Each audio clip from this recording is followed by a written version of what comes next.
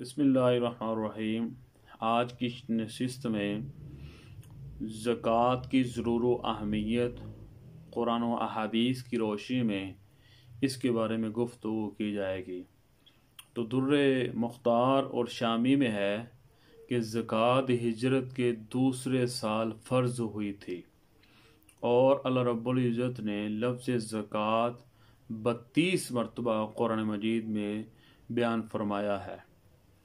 دوسری بات یہ ہے کہ قرآن کی کیا تعلیمات ہیں زکوٰۃ کی تعلیمات کے حوالے سے،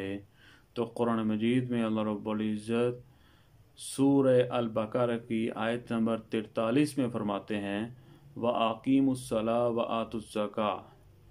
یعنی نماز قائم کرو اور زکوٰۃ ادا کرو۔ اسی طرح سورہ التوبہ کی آیت نمبر 103 میں اللہ نے فرمایا خُذْ مِنْ أَمْوَالِهِمْ صَدَقَةً تُطَہِّرُهُمْ وَتُزَکِّیہِمْ بِہَا، یعنی آپ ان کے مالوں کو لیجئے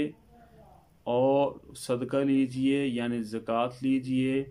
اور ان کے نفسوں کو پاک کیجئے۔ اسی طرح سورہ البقرہ کی آیت نمبر 267 میں اللہ رب العزت نے فرمایا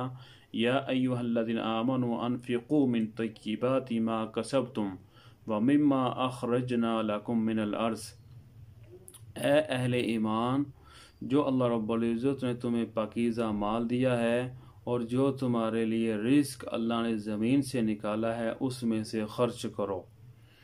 تو اس سے معلوم ہوا، یہ تو میں نے 2-3 آپ کو آیتیں نمونے کے طور پہ پیش کیں، اور بھی بہت جگہ پہ اللہ رب العزت نے اس بات کو فرمایا کہ زکوٰۃ ضرور ادا کرو۔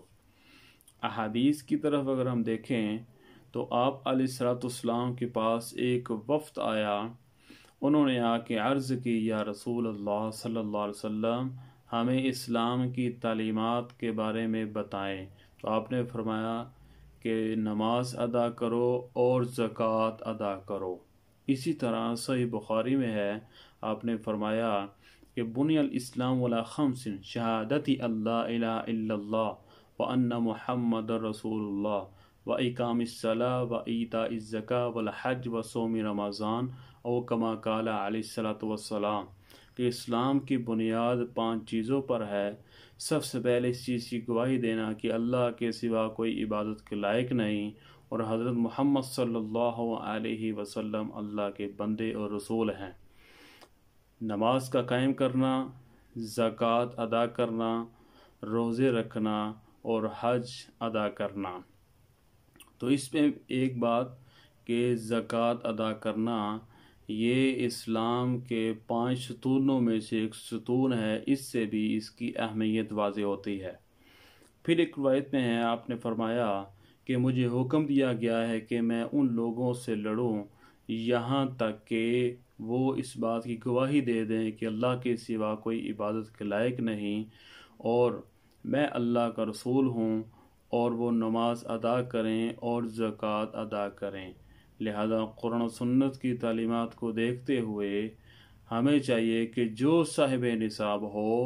وہ ضرور زکوٰۃ ادا کرے، اس سے اس کا باقی مال محفوظ ہو جائے گا اور اللہ کی حفاظت میں آ جائے گا۔ اللہ تعالیٰ عمل کی توفیق دے۔